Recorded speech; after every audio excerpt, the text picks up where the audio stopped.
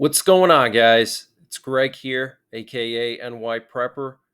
It is Monday, February 19th, 2024, and I have an emergency alert to share with you guys.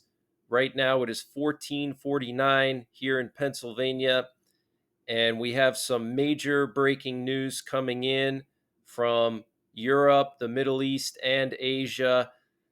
Right now, we have two U.S. nuclear war command and control planes up in the air, which is not that unusual. However, last night we had two French Mirage 2000D nuclear capable fighter jets fly through the Baltics along the Russian border.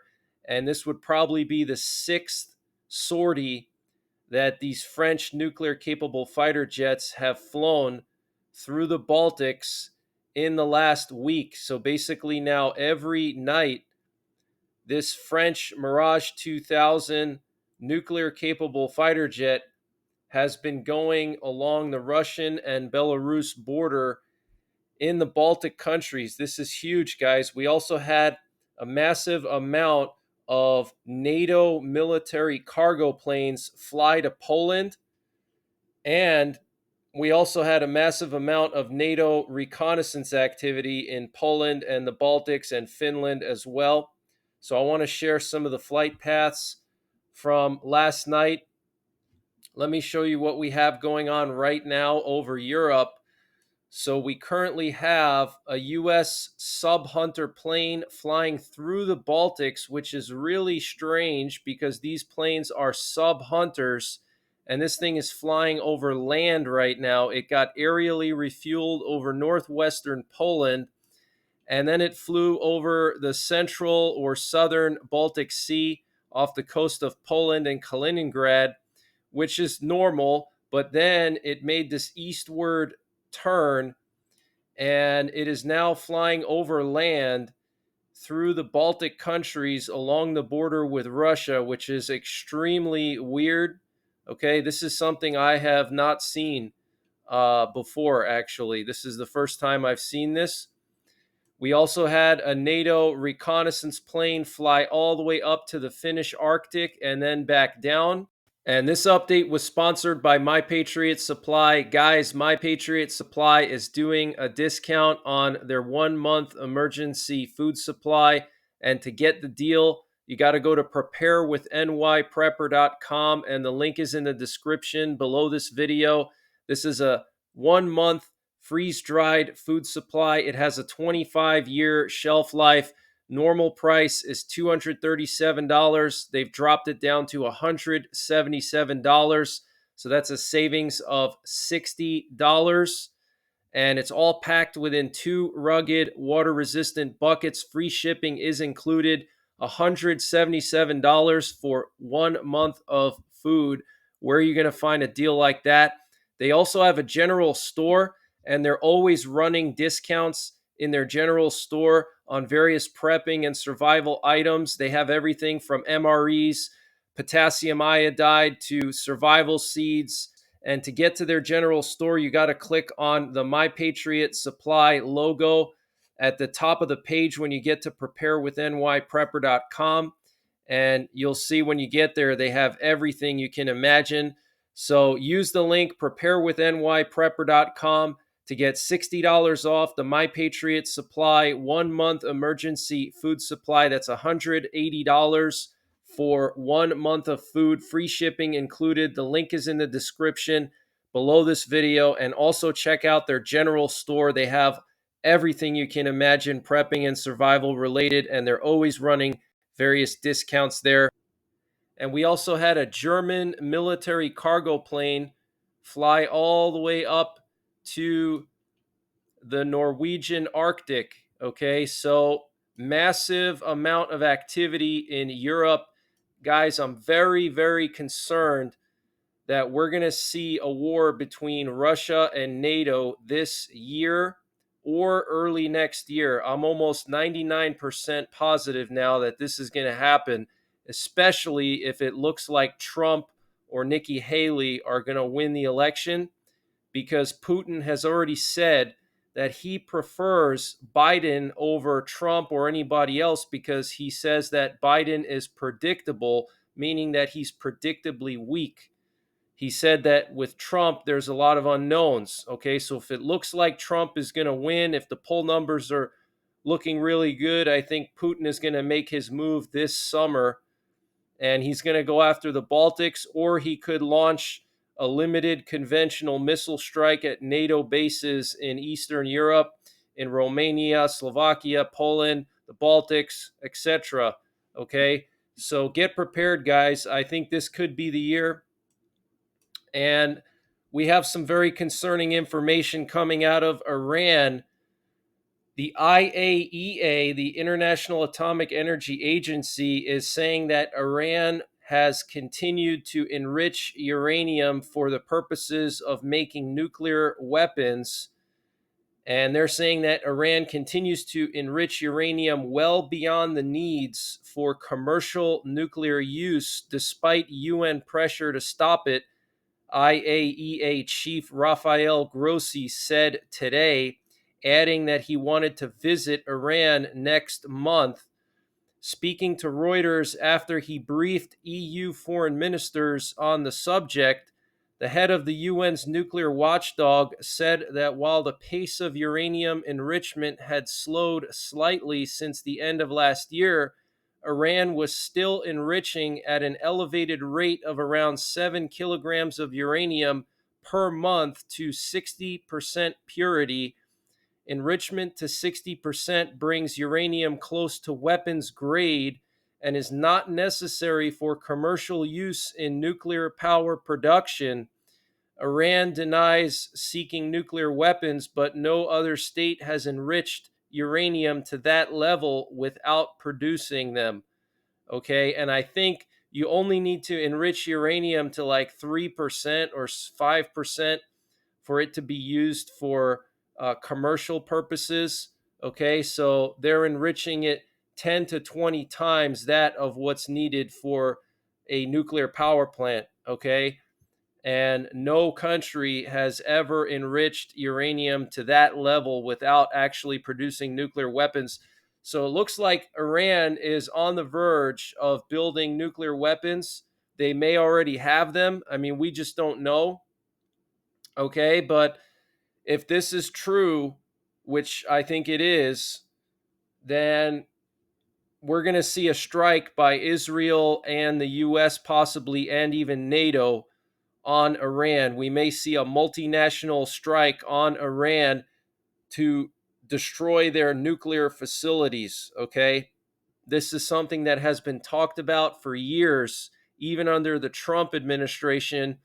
They've talked about it.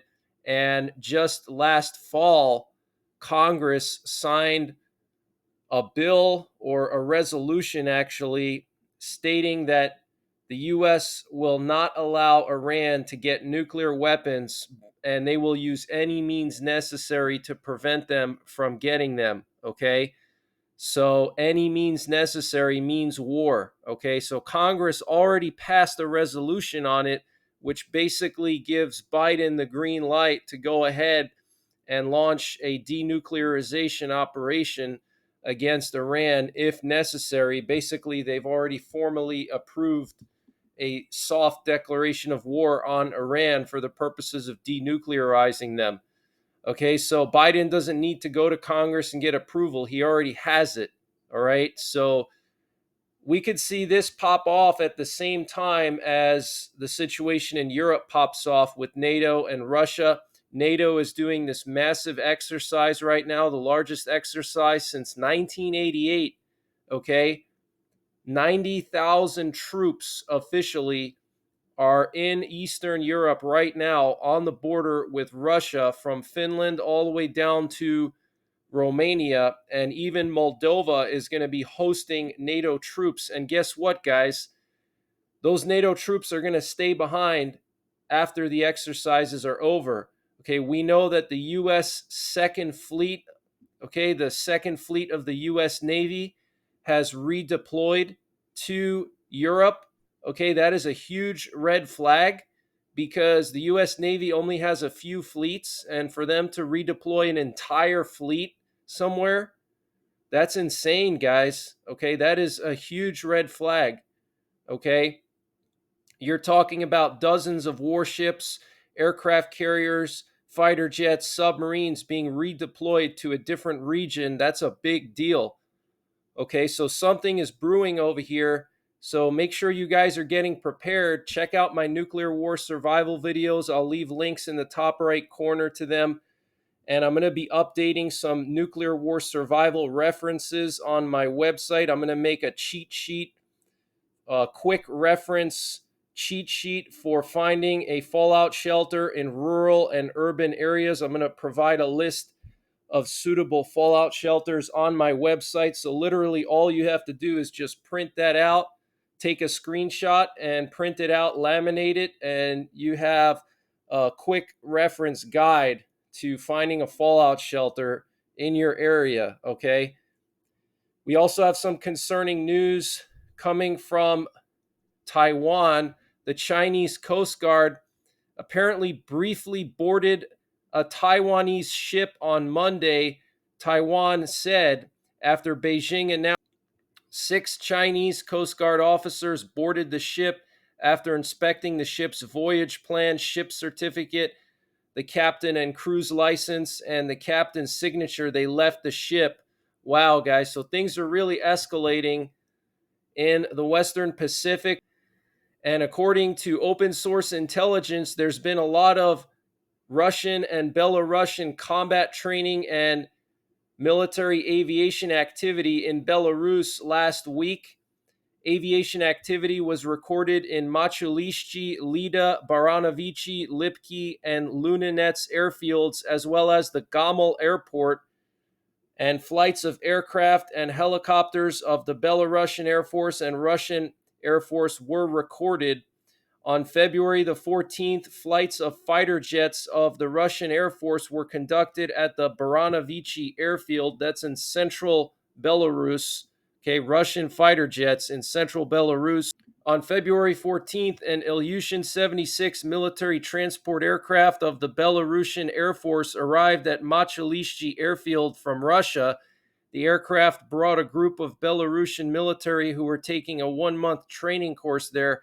What they were training on, I have no idea. On February 15th, an Antonov 12 military transport aircraft of the Russian Air Force arrived at the Gomel airport from Russia. Now, Gomel is just like 50 miles from Ukraine. That's one of the main invasion routes that Russia used in the beginning of the war. They went down from Gomel through Chernobyl. Okay, so a Russian military transport aircraft landing in that area. That's very suspicious, guys. And remember, this week is the 2-year anniversary of the war in Ukraine. Okay, so it's possible that Russia could do something. They could launch a massive counteroffensive in multiple directions. They could launch a massive missile attack. I mean, we just don't know. Okay, but I'm going to be monitoring the situation live as needed. And combat training activities with units of the Belarusian armed forces were conducted at the Obuz, Liasnusky, Barasowski, Bretsky, Lasvita, Uruchicha, Lepelsky, Chaplialova training grounds and in the vicinity of Saki village. Okay, so basically combat training in all the major combat training grounds in Belarus was taking place last week.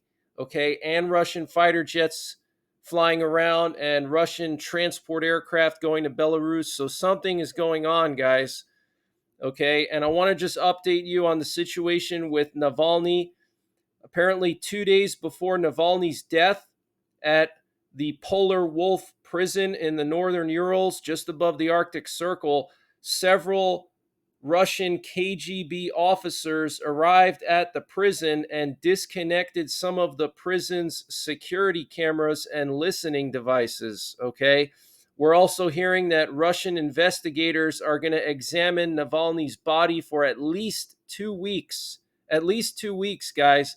That is insane.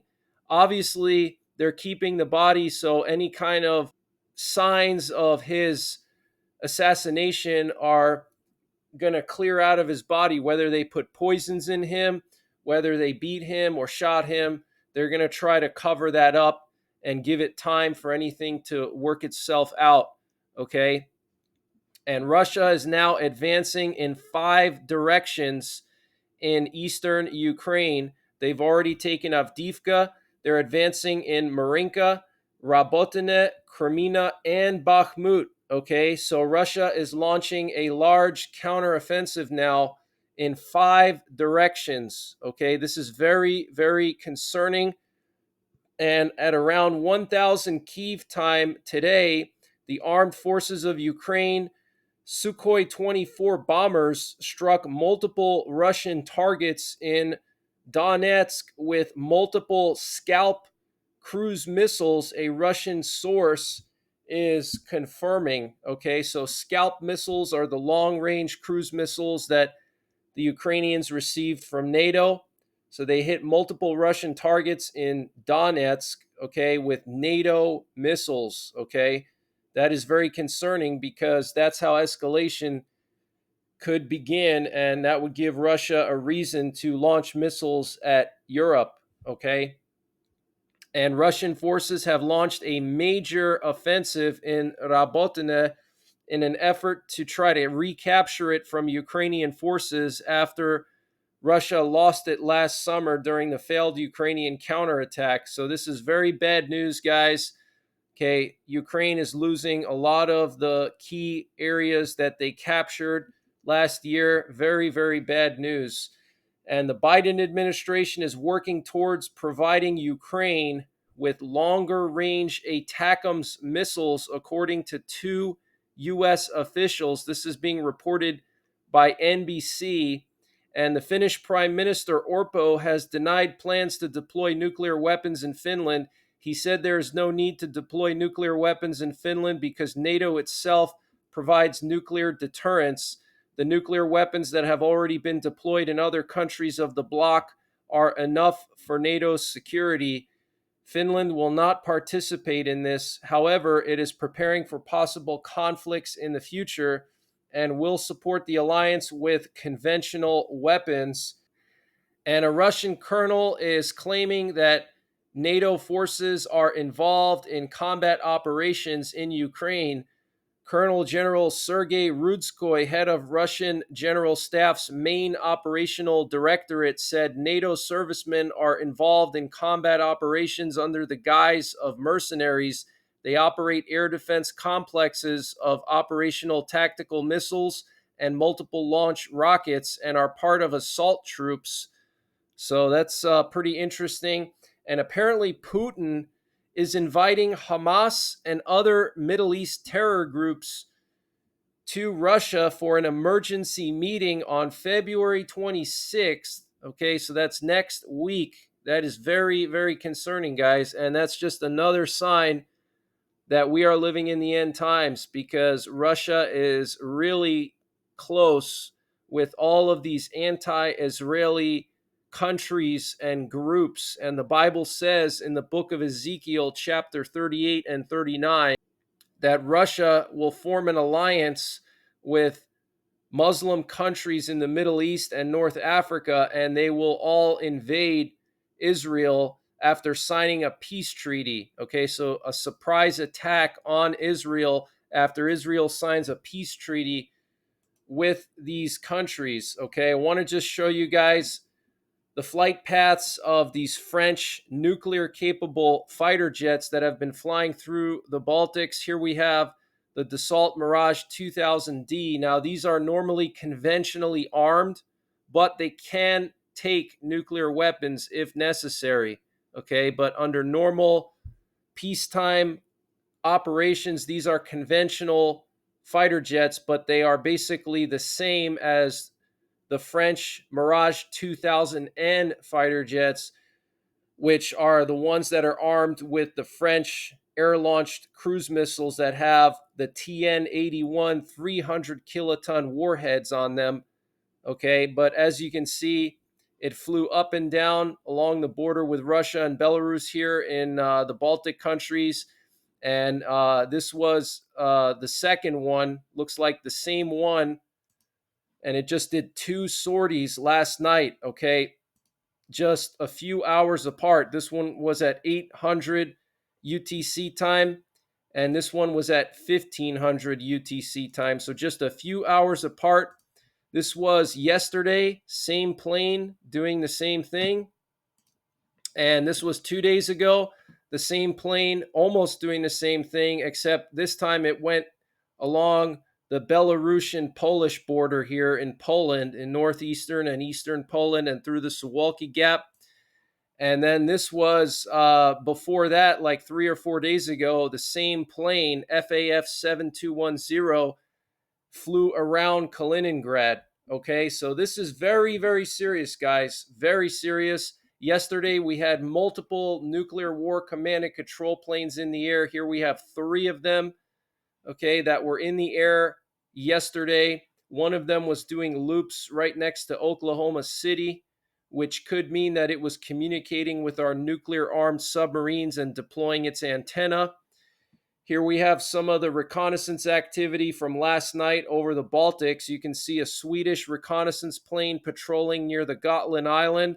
Here we have a Russian Tupolev 154 that flew from Kaliningrad to Russia, and this was a Russian Navy plane, probably had VIPs in it.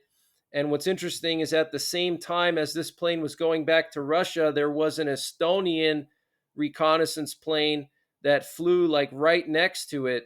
Okay. And then we had a Latvian border guard or Latvian Air Force helicopter flying right along the border with Russia and Belarus in Latvia. Here's a closer shot of the Latvian Air Force helicopter. You can see just flying right along the border with Russia and Belarus in Latvia. And all the Baltic countries are going to be building a massive defense line along their borders with Russia and Belarus, and Poland and Finland are probably going to also do the same thing. They're all going to cooperate with each other and build like a big defense line from Finland all the way to Poland.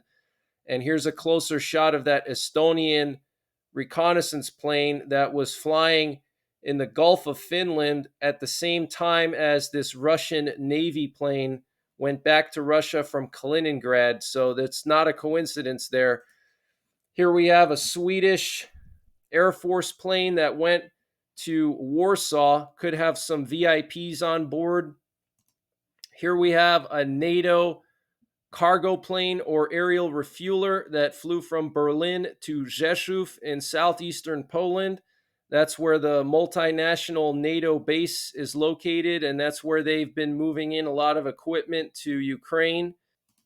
We also have a lot of warship activity here, a lot of warships going out to sea from port. Here we have a U.S. ballistic missile tracking vessel, the SS Pacific Tracker, and it just left port in Honolulu, and it's right off the coast of Hawaii.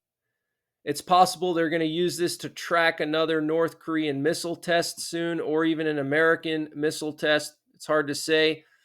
Here we have a British Duke class Type 23 frigate leaving Plymouth, England today. This is the HMS Iron Duke. Here we have a German Navy Brandenburg class frigate, the FGS Brandenburg, leaving Plymouth, England today. Here we have the HMS Triumph Trafalgar class nuclear powered submarine, also leaving Plymouth, England today. And here we have the HMS Kent Duke class frigate leaving Portsmouth, England today. And then here we have a U.S. Los Angeles class nuclear powered attack sub coming into Fastlane, Scotland. Now, Fastlane, Scotland is where the UK has their nuclear armed submarine. So a lot of NATO warships leaving port, a lot of movement going on. And here we have a map showing all the areas that Russia is launching counterattacks in. Okay, you can see it looks like they're trying to capture all of Donetsk Oblast now, but they're really attacking Robotine strongly. Okay, so this is very, very concerning, guys. Very concerning. And here we have the NBC News article saying that the Biden administration is leaning towards supplying Ukraine with long range missiles. Okay, finally, after 2 years, he's finally thinking of doing that after Ukraine has lost hundreds of thousands of men. And, we've spent billions and billions of dollars. And here we have Sergei Lavrov, the Russian foreign minister, arriving in Cuba last night. This is very interesting and also very concerning as well. Looks like he's probably going to make some kind of deal with Cuba, maybe about moving Russian military into Cuba. This is very, very concerning, okay? But we know that Russia and Cuba have been very strong allies since the Cold War. Okay, so this is like going back in time. Remember the Cuban Missile Crisis? Are we going to see another Cuban Missile Crisis? I don't know. But Russia already put nukes in space, which violated the 1967 Outer Space Treaty. Okay, so things are really escalating, guys. Just get prepared. And a Russian pilot who defected to Ukraine in his Mi-8 helicopter last year was found dead in Spain. Maxim Kuzmanov was shot dead with at least 5 bullets in his body. He was found in an underground parking lot in the province of Alicante, Spain. So it looks like he was assassinated. Very sad story. He looks pretty young, too. Very sad. And want to just update you guys on the situation in the Middle East. We have the EU diplomat Joseph Borrell saying that the majority of European countries demand that Israel refrain from carrying out a military operation in Rafah. So this is coming straight out of the Bible, guys. Okay, the Bible says that all these countries are going to go against Israel. Okay, and we have most of Europe now going against Israel, which traditionally Europe has always been an ally of Israel. This is very concerning, guys. Israel has threatened to invade Gaza's Rafah by the start of Ramadan if Hamas does not return the remaining hostages by then. The world must know, and Hamas leaders must know, if by Ramadan our hostages are not home, the fighting will continue everywhere, including the Rafah area. That's what Benny Gantz said, okay? Benny Gantz is the War Cabinet Secretary in Israel. And the IDF says that Hamas chief Sinwar has apparently disappeared, and they currently don't know where he is, and he's not in touch with any of the other leaders in Hamas. They don't know if he moved to an isolated hideout or if he died in Israeli airstrikes. This was reported by Walla News. And Israeli commanders are saying that Hamas is now exhausted in Khan Yunis and they are hardly engaged in any kind of fighting. So basically, Israel has completed 3/4 of their operation in Gaza. Now the only thing left is Rafah. After they take Rafah, they're going to go after Hezbollah, okay? But Rafah is critical because there's still a lot of Hamas leaders there, potentially even Sinwar could be there. And Hamas officials say that 6,000 of their fighters have been killed over the past 4 months. So that's what Hamas is saying. Hamas is saying they lost 6,000. I mean, you could easily double that for the true number. And the Israeli Air Force has launched an airstrike against a massive weapons depot deep in Lebanon near the town of Sidon, 60 kilometers from the Israeli border. This was reported by Israeli News 12. And here we actually have some footage of the strike. You can see this massive mushroom cloud. Look at that. That is just absolutely insane. Look at how small the buildings are in comparison to that cloud. Absolutely insane. And the Lebanese Foreign Ministry is saying that they call on all countries wishing to restore stability and calm to southern Lebanon to condemn the ongoing and prolonged Israeli attacks on our country. Wow. So the Lebanese Foreign Ministry is turning against Israel here, okay? The Israeli Foreign Minister Israel Katz said today that Brazilian President Luiz Lula da Silva was not welcome in Israel anymore until he takes back his comments likening Israel's war against Hamas in Gaza to the Nazis during World War II. The comparison between Israel's just war against Hamas and the atrocities of Hitler and the Nazis is a shame and disgrace and a serious anti Semitic attack, Katz told Brazil's ambassador to Israel, Federico Mayer. The Brazilian president has now withdrawn Brazil's ambassador from Israel. Wow, guys. And the Houthis are claiming that they shot down a U.S.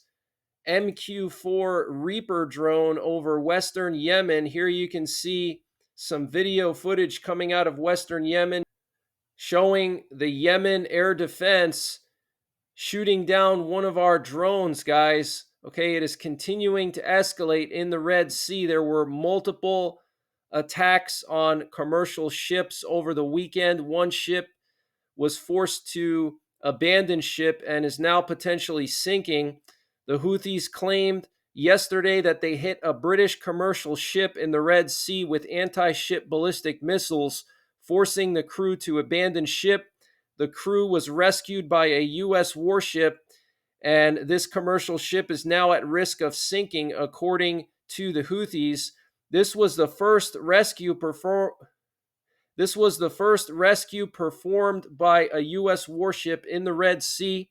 The incident occurred right in the middle of the Bab al-Mandeb Strait, and the manager of the ship is reporting that the Houthi missile hit the engine room. Okay, so the Houthis have pretty accurate missiles if they can target an engine room of a ship from hundreds of miles away.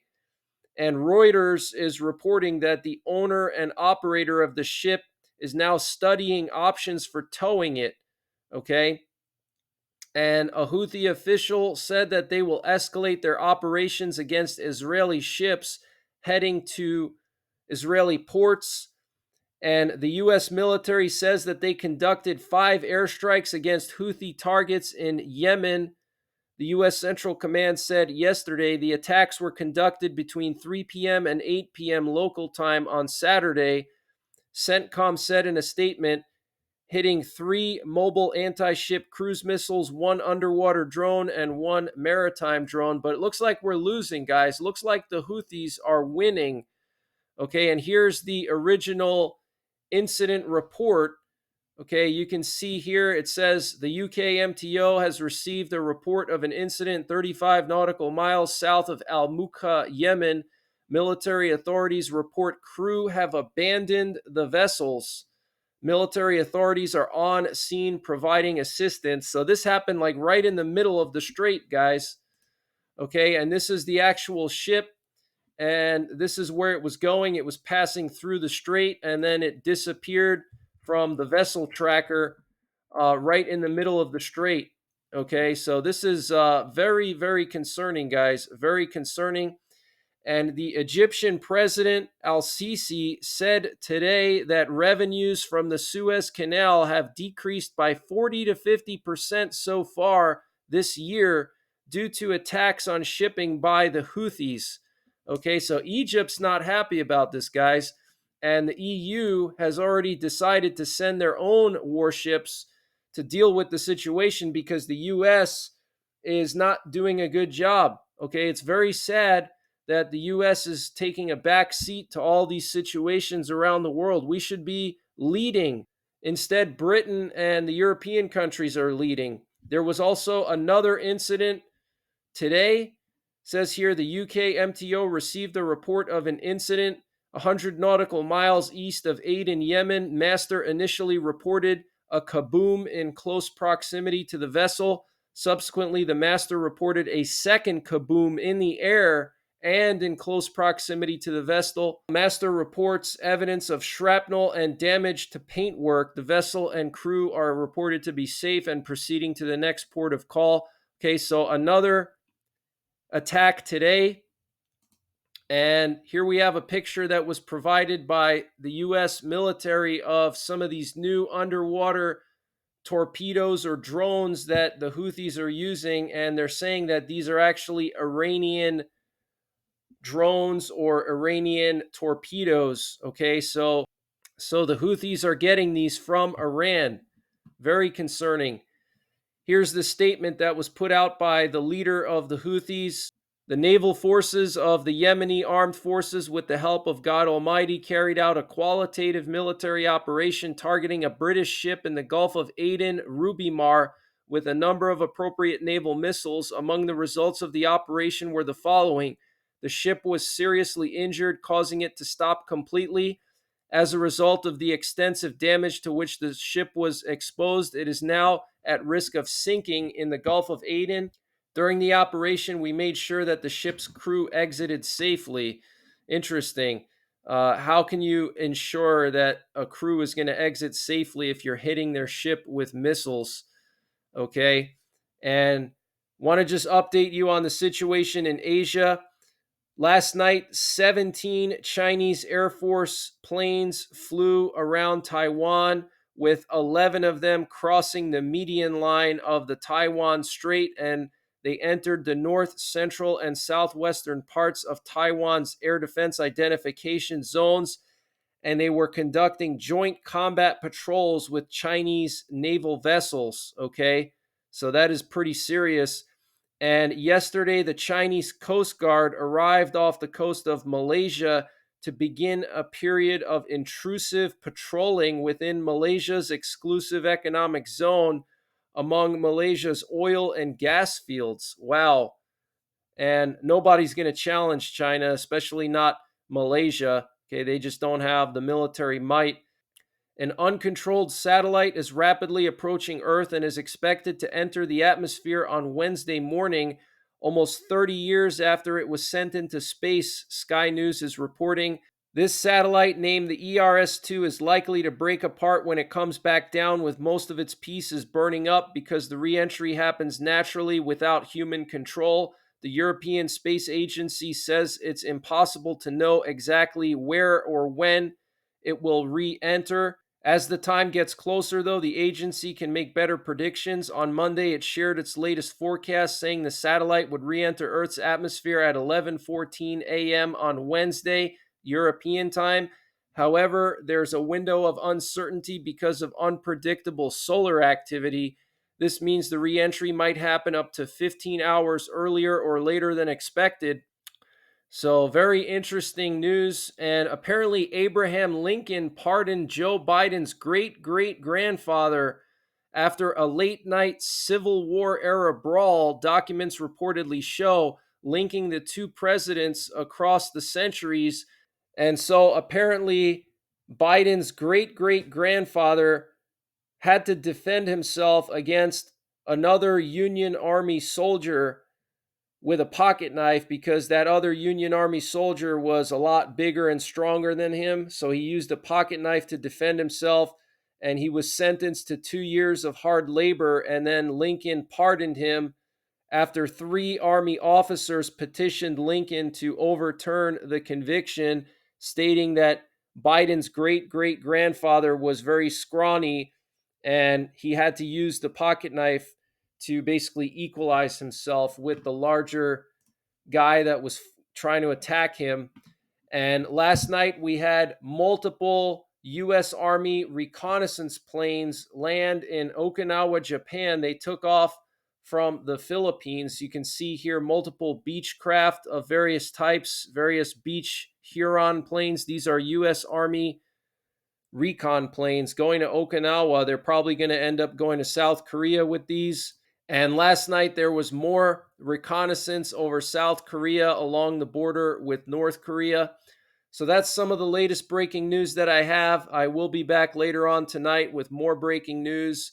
And I want to mention to you guys that I just started setting up my 24/7 live streams. I'm going to probably start doing those soon. Let me know what you think, if you think you like them or if you don't like them.